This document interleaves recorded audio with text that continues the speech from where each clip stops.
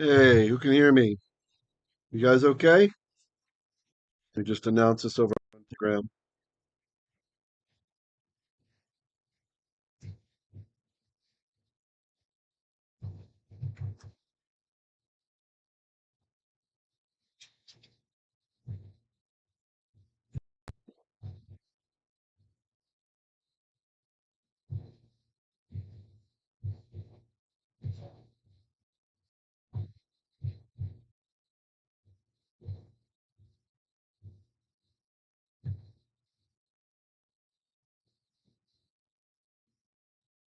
Anybody seeing us?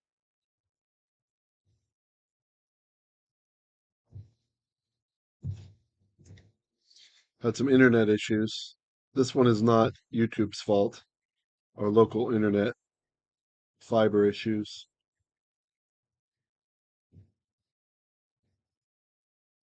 Hey, a few of you trickling in. All right. Good to see you all.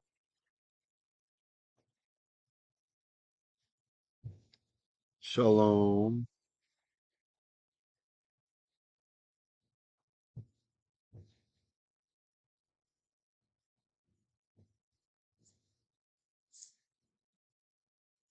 Let me see if the graphic novel had anything interesting for today. Lately, we haven't been doing it just because the artistic work wasn't very impressive, like just kind of boring, like look like clip art or something. Let me see, we might have something good now.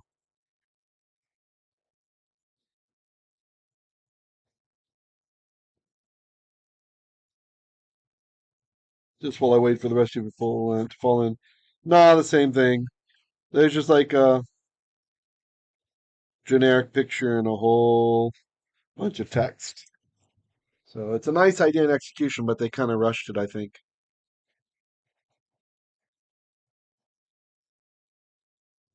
All right, glad you can see me. Those of you who can see.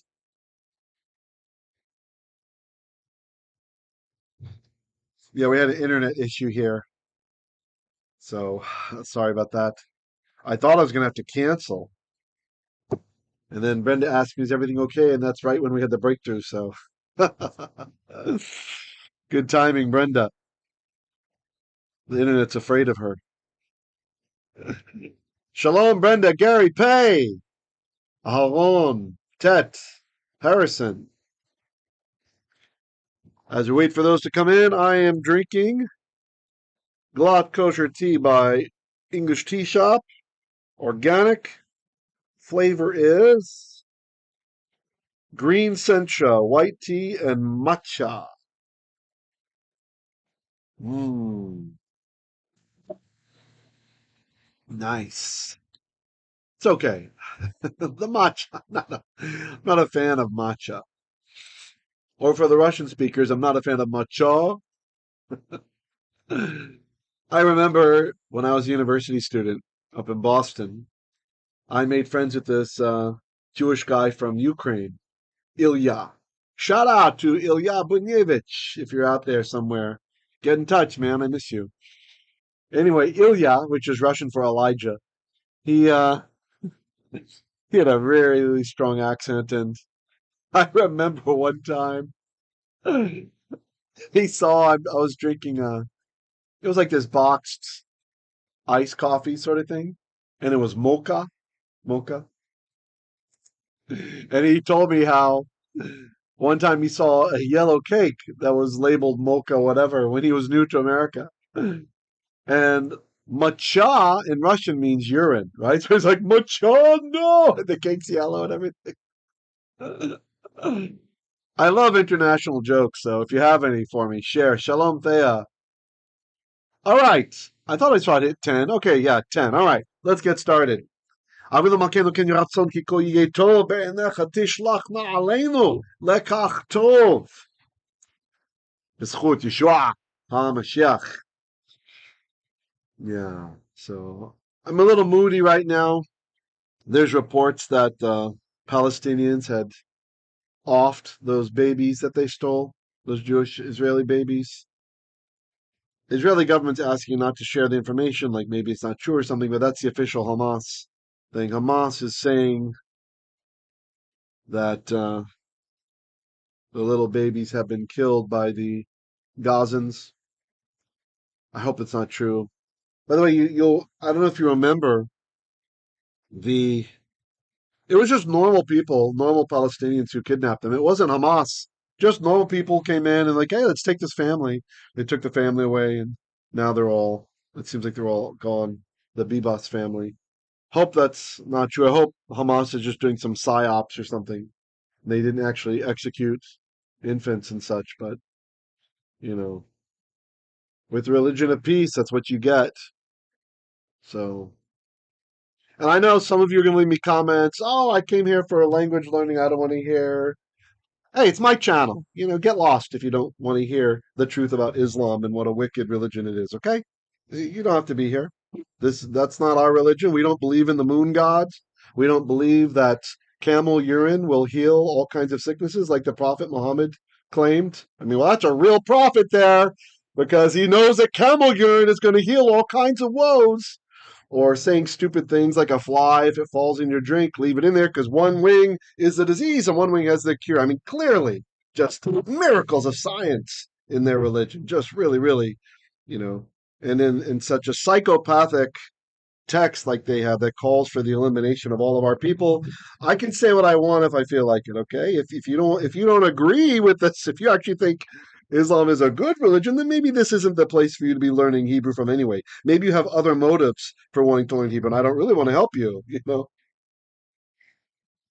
So, but anyone who loves the God of Israel cannot possibly be copacetic with such a false prophet that teaches hatred of Jews and hatred of the people of God and hatred of Christians.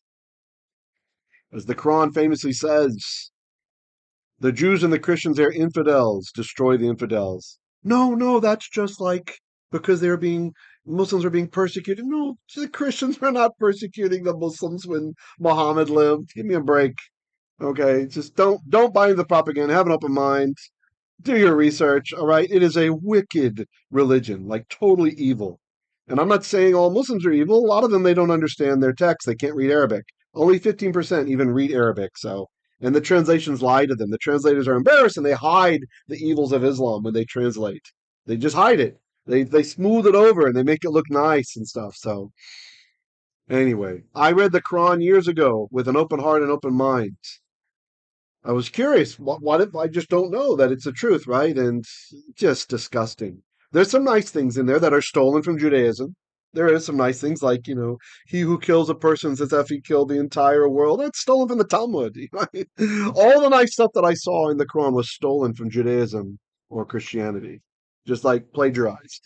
And then, of course, there's a lot of nasty stuff in there. So, anyway, I'll stop before I go on a whole rant about this. There, we got a lot of people here now. Let's go ahead and do our teaching. Please pray for the Bibas family.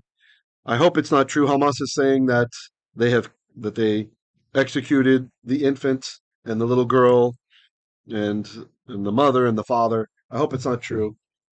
Hope they didn't actually, Of course, they're saying, oh, it's the Israeli bombing that did it. Okay, whatever. You're so full of it. You're so full of it. If you still believe what that organization puts out, then there's just not hope for you. And maybe go to somewhere else. We don't want to have you around here. Yes, Aaron. That's right, the father of lies. That's right. In the Arabic, if you look at the Arabic in the Quran, Allah actually brags about, it says, Allah surely is the master of deceivers. It's interesting. Even the root of deceivers is shakar, like we have in Hebrew, a lie, right? Well, in the Jewish Greek, Yeshua tells us who the master of deceivers is. Well, the father of lies, the father of pseudotos. So we know who that person is. We know who that being is. You're not fooling us over here. Definitely not an Abrahamic faith. Any pastors watching this channel, stop calling that false religion and that pagan religion the religion of Abraham, one of the Abrahamic faiths. It's got nothing to do with Abraham except stealing him and pretending that he's somehow their father or something. Okay. The Ishmaelites were absorbed by the vast multitudes over there. I say, well, they got 0.5% of Abraham's blood or something. You didn't call it Abrahamic. Give me a break. Get out of here with that nonsense. All right. Sorry, I just was kind of moved. I just recently learned about how apparently those normal Gazans, not Hamas, normal Gazans who had kidnapped that Jewish family. And did you know that Hamas still enjoys 72% favorability ratings from gossips? So they still approve of what Hamas is doing. So just, they should all be shipped off to some island somewhere. They've lost their right to live in the region. Hey, shalom, Dr. Vera. Glad to have you here. David Wood is an excellent teacher, very entertaining as well. Yeah. Although he's banned from the United Kingdom, I heard. He bought tickets to the UK for a conference there. He's been there many times, and the UK has banned him. And I don't know exactly why, but I suspect it's because he teaches against Islam. And the UK lefty government is more interested now in protecting false religions than they are people who actually care about their society and wanting to teach people to avoid that false moon worshipping religion of stone kissers. Yes. Personal Gain says, "Here are we." In Hebrew, very nice. Hinenu. Very well done, Personal Gain. Yeah, God save UK. They have to get the Islamofascism rooted out and the lefty liberal values that think it's okay. All right, I'm sorry for that, guys. We'll go a bit longer tonight because of my rant. I'm trying to change my state. Let's be positive. How blessed and fortunate we are to know about the true God, the God of Abraham, Isaac, and Jacob, the God who is not a liar, the God who is not the master of lies, the God who destroys and shines light in the darkness and destroys all wickedness, the true God, even our God. Ein lanu moshel magen. We have no other Savior or Redeemer except for you. Baruch atah Adonai Eloheinu melech haolam, hadayan ha'emet. All right, let's continue. Well, let's start rather. We are finishing up the chapter today, 1 Kings chapter 14. So that's nice. We've worked through all of it through there. Next time we'll be on chapter 15. So here we are. It says, "Vayete divrei Rechavam v'chol asher asah halo heimah chetuvim al seifer divrei hayamim lemalchei Yehudah." Veyeter, and the yeter, you remember this? It's like Yithro. What's left over? What's left over of the divrei Rechavam. So I've written here, I've made it a divarim, a mem, if you see it. Just reminding you, or those of you who are new, that when we have a word that's a plural ending in mem. So divarim means words or things from davar, and oops, I almost got it working. We've deleted the mem. That's how you say words of or things of. All right. So here we have words of or things of Rechavam. That's a name. When it's a name at the end, that makes the whole thing definite. So we can say the yeter, the rest of the divrei. That's the devarim of the affairs, the things of Rechavam, of that guy, like the stuff that he's done. Vechol, and all. Asher, Aleph, Shin, Resh, all which. Asah, ayin, sin, hey, that's to do or to make, which he has done. Halo. If you're just listening, it's not lo, it's lo. Lamed Aleph, meaning not or no. And we have a hey interrogative. Usually it's pointed this way. Usually you get it pointed like this with the chat of patach, that's like a little composite shwa right there. And that's like a little question mark, right? It's a little question mark in the middle of the verse. So ha is not, ha lo is not, or are not. Heimah, hey, mem, hey. So you can say they as heimah or haim, or hain or haina if it's feminine, are not they. You'll only see it with the heimah in biblical Hebrew. In modern Hebrew, it's just haim, right? You don't have the hey anymore. So that's one way to sound like you're some prophet in Israel. So start talking about heimah. Are not they chetuvim? Chetuvim. What's happening here with chetuvim? So the verb here, surely you guys, most of you know this word. Katav is the root. Kaf, tav, beit. Okay, katav is to write. We say it in the Shema v'ahavta, right? That section that the master said is the most important commandment, where it says all these things you should love Hashem your God, and all these things I command you, blah blah blah. You should know all this stuff, right? And part of it is uchatav tam, uchatav tam, and shall write you al mizuzot beitech, on the doorposts of your houses, and on your gates. So it's this word here, katav. But this is a passive participle, katuv. Katuv means is written, is written. So you could say like, oh, that's what it's saying here, right? All the devarim, all the things, all the affairs of this king, are they not chetuvim? Are they not written? And we have a section of the Bible called the chetuvim, right? It's the writings, the things that are written. So this is a masculine plural passive participle. Heimah, they are chetuvim, are written. It's plural because words, devarim. Ayin lamed. Very good. Eish Elohim, the fire of God. Erison also got written. Good, good, good. Yes, Eish Elohim asks, is this yeter connected with notar? Yeah, exactly. It's from the same root. It is. Very good observation. Notar is a Nifal participle that comes from yeter. So yatar is the verb to be extra, to be left, like to be left over, to be in excess. Notar, because the verb starts with a yod, it's a peyod verb. And yods that start with the verb.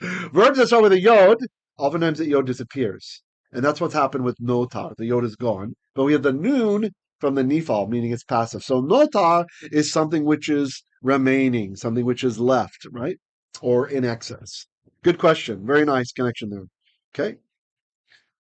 So let's just kind of review over what we looked at again real quickly. So vayeta divrei Rechavam, and the yete, the rest of divrei, that's devarim of Rechavam, that guy, vechol, and all asher, which asah, he did. Halo, heimah, are not they chetuvim, written upon seifer divrei hayamim. So here we have divrei again. So that's also from devarim, right? Devarim, we dropped the mem, fell down, and so it's plural. I mean, it's of. So seifer is the scroll of divrei, of the devarim, of the things of hayamim. That last word there, hayamim, of the days. Okay, and that's a book in the Bible. That became a book in the Bible, right? We have 1 and 2. This the scroll of the affairs of the days. Le Malchei Yehudah. Le is to or belonging to. Malchei. So this is another construct, plural, from the word melachim. So again, you see this pattern. We have the im, devarim became divrei, melachim became malchei, right?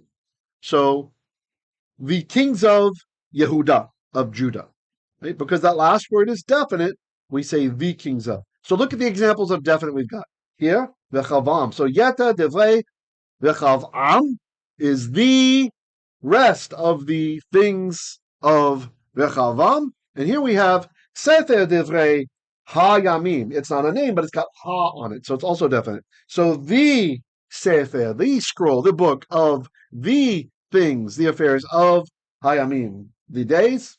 And now we have Yehudah. That's another name. And the construct chain, I've got them circled with aqua color, according to our legend. Over on the left, you see, we have construct. So we say to or belonging to the Malchei, the kings, the Malachim of Yehudah, of Judah. All right? You guys got that okay? All right, I'll just read through it one more time. Normal pace, no tones. ויתר דברי רחבעם וכל אשר עשה הלא המה כתובים על ספר דברי הימים למלכי יהודה. All right. Any comments or questions before we go on? Kind of cool. We're live again.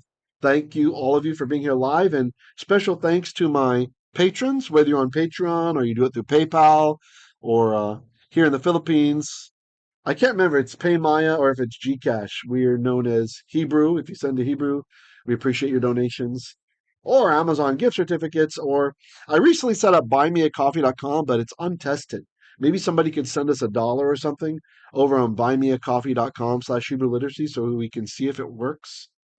I can't test it. Our cards here don't work when I try. So anyway, much appreciated. And also thank you to my volunteers who helped to index these topics. You'll see tomorrow or the next day, probably at the latest, this lesson will all have an indexed series of time codes in the description down below.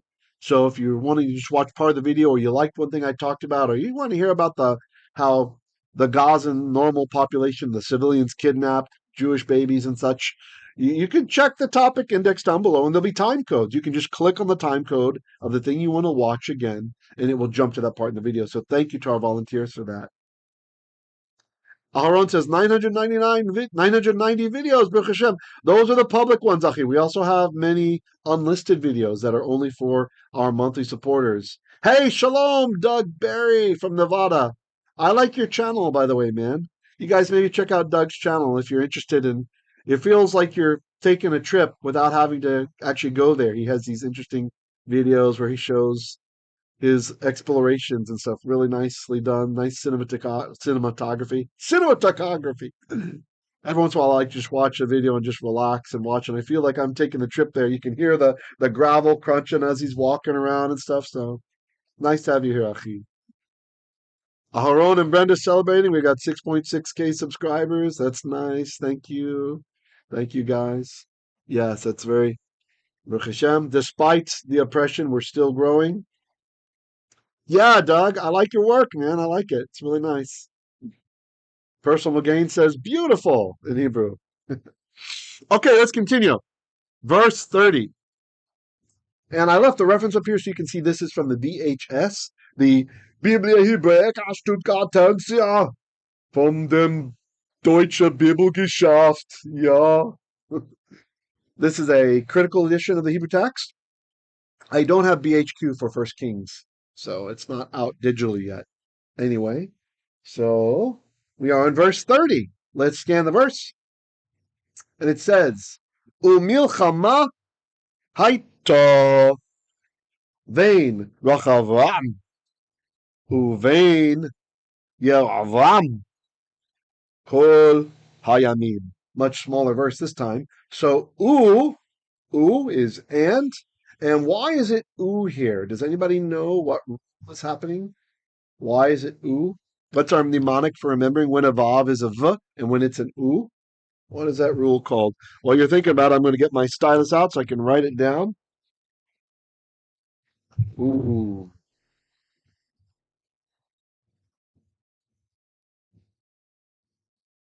Our rule is called what? That's not right. Why is it red? I selected white. Okay, well, we're having an issue. Whatever. Bump shwa, right? The is what we have here. So if the first letter in the word makes a b, a m, or a p sound, you make it an and that's what's going on. That's right. Personal Gain got it, and Pay got it, and Harrison got it. Well done, guys. Let me see if my colors work now. I think I might have fixed it. Oh, there we go. Jamming. All right. So, and umilchamah. And for those of you who haven't recognized this pattern yet, I colorized in pink the feminine ending, the ah. So we know this is a feminine word. And umilchamah means war, right? So just remember whenever there's a fight happening in the home and it's a really bad fight, it's a feminine issue. It's umilchamah. Just kidding. That is terrible exegesis. You can't use masculine and feminine in that way. We don't know why a lot of the words are masculine and feminine. It's not because there's any kind of feminine or masculine trait with them, okay? It's just because they follow the same pattern as, for example, isha, a woman does. And so grammarians call it feminine. It doesn't mean that there's some deep meaning that why is the word feminine? So don't get sucked into those kind of false exegesis or eisegesis, as we could say. The next word is haytah. So it's from the verb hayah, and I've written a hay here if you're watching. Words that end in hay, well, verbs that end in hay, actually not just verbs, but nouns also. When you add something to the end of that word, that hay usually becomes a tav. And that's what's happening here. I don't know if you can see it well. Let me try to zoom in a bit. Can we zoom? No, go back. I want to zoom. There we go. Okay. So kind of colorize it to show that it's still related to the all at the end. Because you can't really say hi ha. So the all is feminine. That means she. So haytah, she was. Why is it she? Because of umilchamah. Umilchamah is feminine, so we say she was. Now that's weird in English, so you'll want to clean it up and say it was. So umilchamah haytah, and war was, or she was, literally was, bein, between Rechavam, that king, vein, and again it's because of the Bumb shwa rule. We have a bait here, and between yaravam. How long was the war? Kol hayamim. All of the days. All of the days. Gary says things that go bump in the night. I can always count on Gary for a dad joke.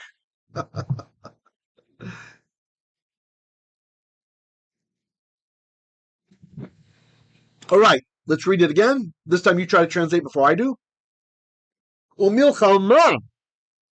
Is and milchamah. Mem lamed chet mem hey. If you're just listening, milchamah, war. Hayt hayt. So from the verb hayah. If you don't know hayah, a nice mnemonic if you're into Hebrew worship songs, there's that song Kadosh. You can maybe go check that song out. It's very easy to memorize songs usually. So that's a nice way to learn a lot of Hebrew psalms, even if you can find music to the psalms.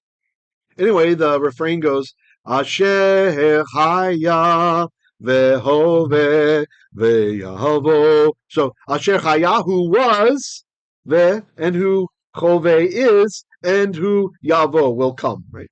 So haya is was, haytah is she was. So umilchamah haytah, and war was vein, between Rechavam, that guy, vein, and between yaravam. How long did they have war between them? Kol hayamim. Kol. All of the yamim. Yamim is a bit confusing because it sounds like it's saying oceans, right? Oceans are very similar. So this is the plural of yom. Yom. And I don't know why that's the plural, why yom became yom. So if anybody knows, leave me a comment down below. I would like to know. Okay. All of yamim, all of the days. Now I'll just read it normally. This is 1 Kings chapter 14, verse 30. Umilchamah haytah vein Rechavam uvein yaravam kol hayamim, all of the days. Personal Gain says my mnemonic is like this. If there is no yod or tav as the first letter, it should be past. Okay, yeah, that's not a bad idea. You can also have aleph and nun as the beginning, right? Yeah. You're talking about generally for verbs, Achi? Ted says all the days, war. Yeah, terrible time to be living in Israel. The fruit of idolatry. That's all because Shlomo HaMelech gave in to his wives. Although the tradition says into his first wife, the Egyptian. You know, he gets blamed for the issue being that he took too many wives. But really the issue is that he took one wife even. Because even his first wife was a terrible choice. And our tradition is that the Egyptianess, that she's the one who led him into idolatry, right? And that she even used to lead idolatrous services with the other wives and such. So, yeah, the issue is whom he chose. It's just a tragedy. I cry a lot of times when I read through that section when Shlomo HaMelech, he falls like that. Sean says exactly 100%. Hey, good to have you here, Achi. I know it's early over there in Oregon. All right. Let's see. Last verse. We may go a bit long tonight because the verse is kind of long. And, I had that whole bit at the beginning where I couldn't help myself talking about the wickedness that's coming out of Gaza. All right. Really, all of the places where Islamofascism reigns. Okay. So, 1 Kings chapter 14, verse 31. That's kind of long. I don't think I'm going to scan this one. I think I might bore you to death. So let's just start attacking it right away. All right. So it says, vayishkhav. Vayishkhav. Okay. So personal gain's right about the yod there. Usually that yod will make it like a future. But let's think of it more like incomplete, okay? Because the way that time works in biblical Hebrew, it's not the same as modern Hebrew dialect. These are different dialects of the language, okay? And even biblical Hebrew has different dialects here and there, depending on who's speaking. The Hebrew Bible's written over a period of 1,000 years, okay? Language changes, and you have different tribes with different nuances or different ways of saying things. So in general, it's true. When you have a yod at the beginning of the verb, maybe 90% of the time we could say that will be a future, right, in English. But really the way to think about it is it's an incomplete action. It's incomplete. So this is an ongoing action. So depending on what you're reading, it could be a past tense, personal gain. It could be a past tense, even without the vav. Yeah. So, and if you have a perfect that looks like a past, that can also be a future. Or it can be a command, like a soft command, a precative perfect. So I find it useful early on to instill in students' minds that we don't really have future and past in biblical Hebrew. It's not really about future and past. The focus is on aspect. It's on a completed action or an incomplete action. And this will help you a lot later if you decide you're interested in Jewish Greek. That is the Greek of the apostolic writings, the so-called New Testament, because for years I've been explaining it this way, thinking of it as the Hebrew under the hood, as complete and incomplete. And recently, breakthroughs in scholarship, in Greek scholarship, have started approaching it this way, not teaching it in terms of tense. So that's kind of cool, I think. I really think that before you study Greek, you should really have a strong hold on Hebrew, because it's our Greek. It's not Aristotle's Greek. It's the Greek of the Jews who lived in Israel in these days, who wrote those works. So treat it as Jewish Greek, just like Yiddish is like Jewish German, just like Judeo-Arabic is Jewish Arabic, just like Ladino is Jewish Spanish, right? So we have our own flavor to it. I want to reclaim that. So, and I already got the website domain, jewishgreek.com, but we'll see. I haven't done anything with it yet. Personal Gain says, I still couldn't understand the concept of incomplete, so I just go for past and future. No problem. It's like sealed and unsealed. It's maybe easier to think of in terms of prophecy, right? When a prophecy is sealed, the perfect is used, right? Which looks like a past tense to us, which is where the King James is kind of cool on the Old Testament. The King James translation will translate in a past tense when it's what we call the prophetical perfect, right? So it looks like it's past because the prophet he's saying what he sees, right? This has happened, when it hasn't happened yet. Which, if you're not careful, anti-missionaries, they'll try to pull the wool over people's eyes and say, oh, look, that's not about the Messiah. It's saying it happened already. She's already pregnant. But that's either disingenuous or they're just morons. They don't understand how biblical Hebrew works. And maybe they know modern Hebrew and they're just trying to use modern Hebrew. Time is very different in the Bible.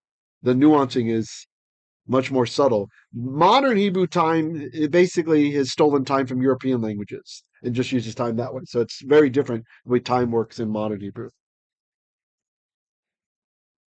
Happy coffee. Thanks, Ted. By the way, make sure to tell me if you do try to use that buymeacoffee.com/Hebrew literacy. Let me know because it's untested. We haven't been able to test it. So maybe just send $1 or something and let me know that you sent it so I can confirm that it came through. All right. We need to make sure it says it's hooked up right, but who knows? Who knows? All right. So shakav, we have this again in the Shema V'Havta. What's it say? Uf shoch becha, and when you shachav, uf kumecha, when you rise up.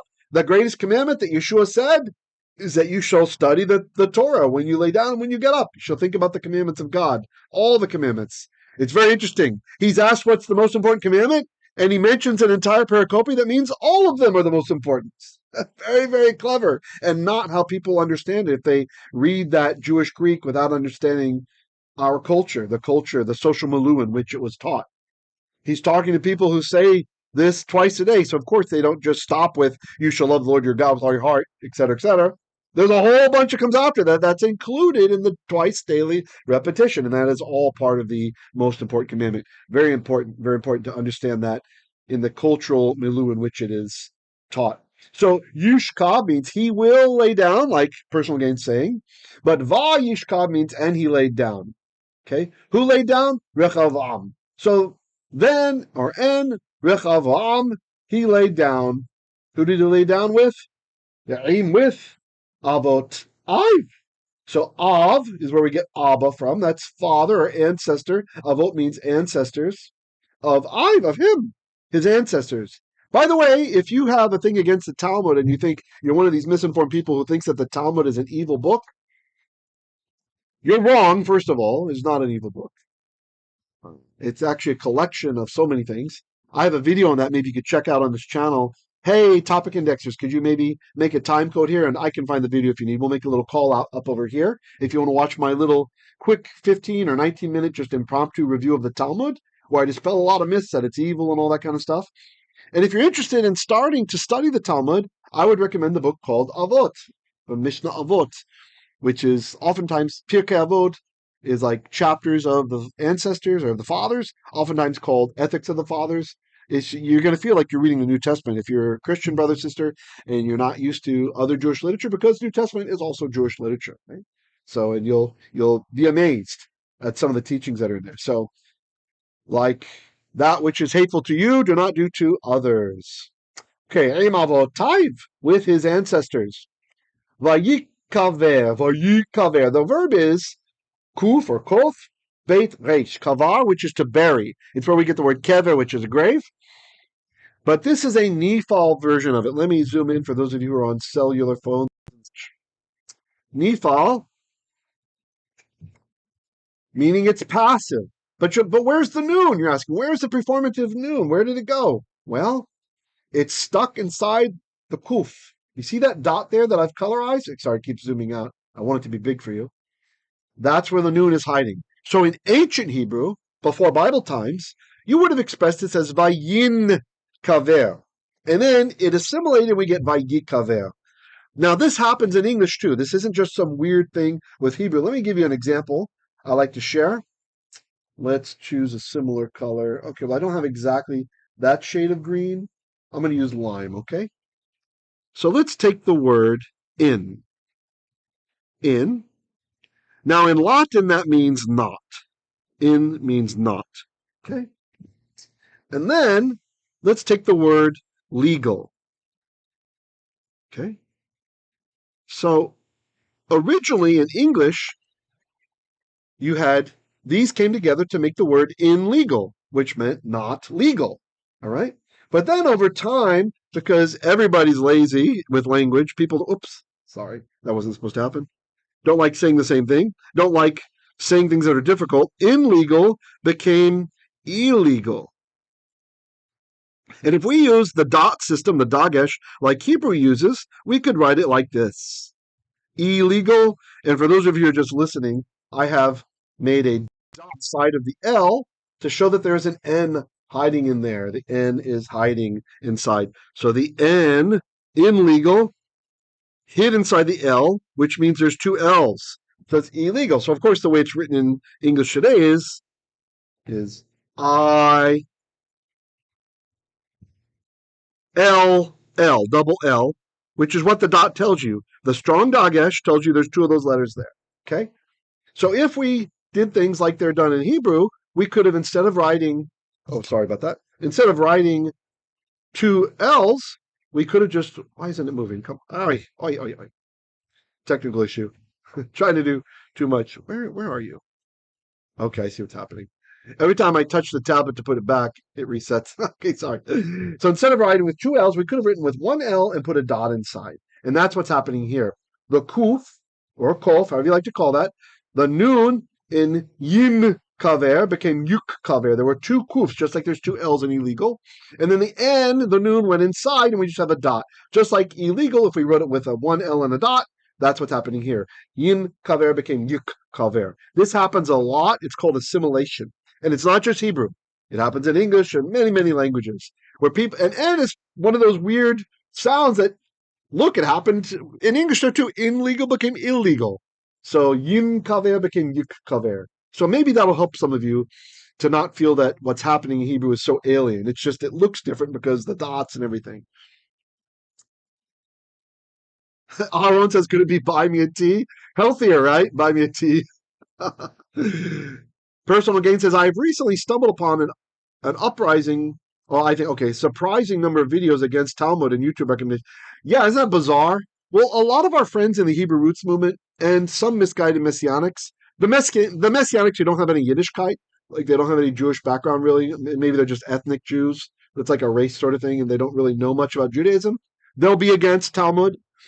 Yeah, there's like a whole, I think it's the Nachash, the devil, that tries to turn people against it because it's really an anti-Semitic trope to claim that the Talmud is so evil. I mean, the Talmud guys, like, I'll just give you an example. All right. So this is, what is this one here? This is volume 5 from one tractate.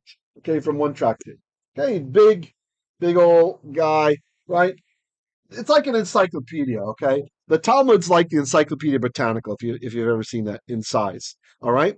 And there are a couple of stories which may or may not be about Yeshua HaNotzri, which many Orthodox rabbis say it's not even about him. It's 200 years later. It's a magician. It's just he has the name Yeshua, which is very common in those days, which is part of how it was hidden who he was, right?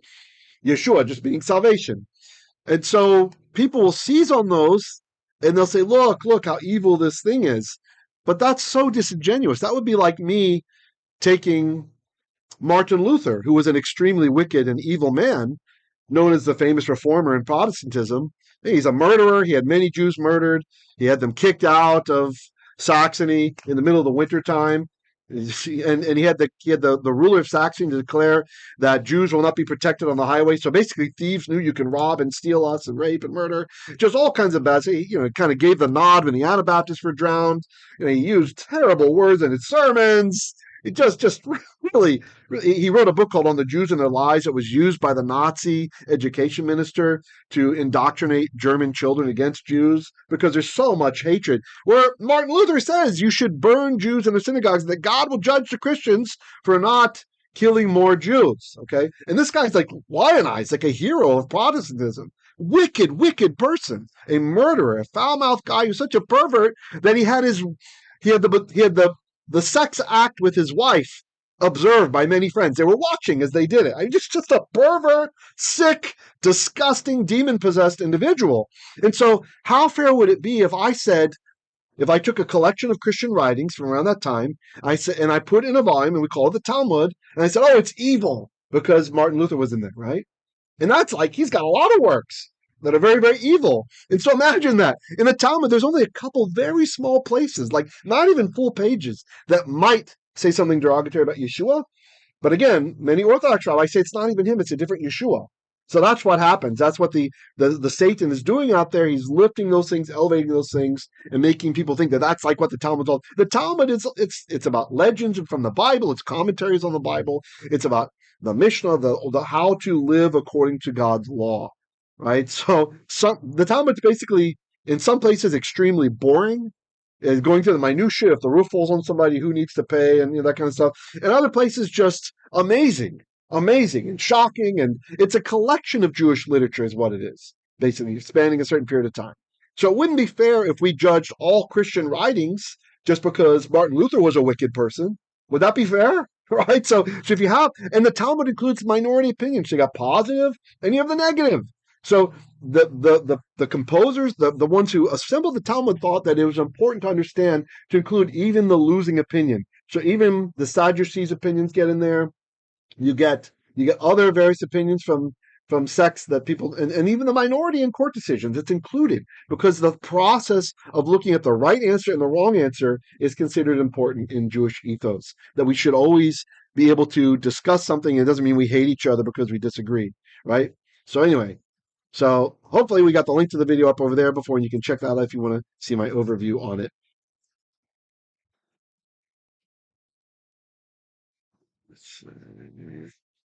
Sean says, sorry I can't get to everybody's comments. Oh, thank you, Brenda. Brenda posted the link to the Talmud, my Talmud video here in the chat. Thank you for that, admin Brenda. So if you want to check that out. Gary says, there will be peace in the Middle East only when they love their children more than they hate Israel. Golda Meir. Yes. Yes. So true. My father claims are related to Golda Meir, by the way. Because all our surname goes back to the surname, same as hers was. Meyerson. Her aunt said, who knows? People always claim to be related to somebody famous, so who knows if that's true or not. But Harrison says, so true, Sean. It's what's happening when reading levels are 8th grade or below. Yeah, I must have missed your comment, Sean. Sorry about that. Anyway, okay, continue on. So vayishkhav, and he was kavard. He was buried with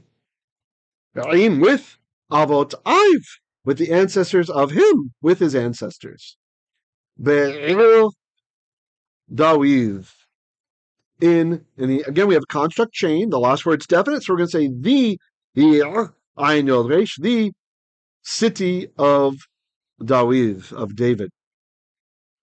V'shem im im, it's from Ema, meaning mother. So im, mother of him, his mother. So that's definite. So that makes the whole chain definite. So the name of his mother, we have to say was Na'amah, Nun Ayin Mem Hey, which means like pleasant or pleasing, kind of a sweet name. The Ammonite, the Ammonite, or the Ammonitis. Vayimlokh, and he reigned. Pardon me. Who reigned? Who's the he? Avi'yam. That's the name of the guy. And Avi'yam reigned. Sorry, it's longer. Then the son of him. So vayimlokh Avi'yam beno, and Avi'yam, his son, reigned. He malach. That's where we get melech from. Tachtav, after him. Literally, it says under him. So, like in his stead, like after that happened. Checking out the comments. I love it when there's lots of activity going on.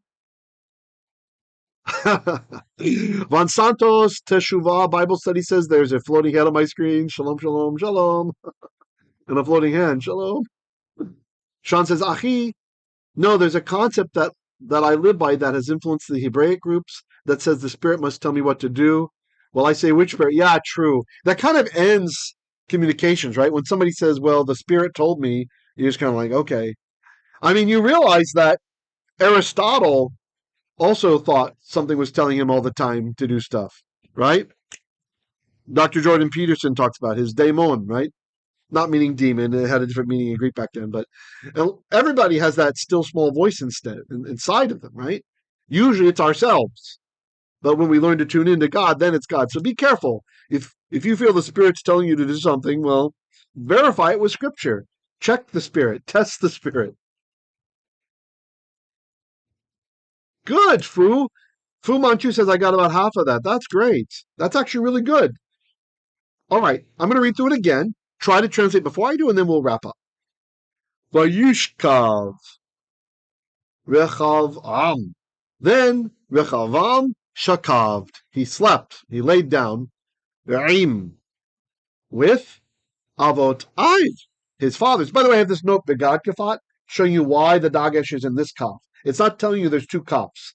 It's only because this is a Begad Kafat. It's the k in Begad Kafat letter, okay? So we have that in the mnemonic. You can search this channel for that if you want to learn about that rule. Avotaiv, with his fathers. Vayikhaver, and he was buried with avotaiv, with the ancestors of him. That's a beit, in Dawiv, the city of David. V'shem im and the name of the mother of him. His mother's name was Naamah, pleasant or pleasing. Ammonite, the Ammonites. Vayimlokh, literally, and he reigned. Who reigned? Avi'yam, beno, the ben of O, the son of O, his son. Tach, taiv, under him, just being hyperliteral. Okay? So I'll just read it one more time without moving the head all around. Vayishkhav Rechavam, avotaiv, vayikaver avotaiv, be'il Dawiv. V'shem imo Na'ama, ha'amonit, vayimlokh Avi'yam beno tachtaiv. How'd you guys do? We went kind of long today. Brenda says the Yetzer Hara. You guys have any comments or questions? Oh yeah, Brenda mentioned on the Talmud stuff before that. Yeah, many are intimidated by the acceptance of Jewish wisdom. And I think so too. Also, the Talmud is just massive. Just massive. There's this saying in Yiddish when someone is just like when a college student or a good student is just immersed in learning, like he's got a book or many books all around him and you can't get through to him. You say, schwimmt in the Yam Talmud. He's swimming in the sea of Talmud. Like, even if it's not Talmud, they're studying, right? So,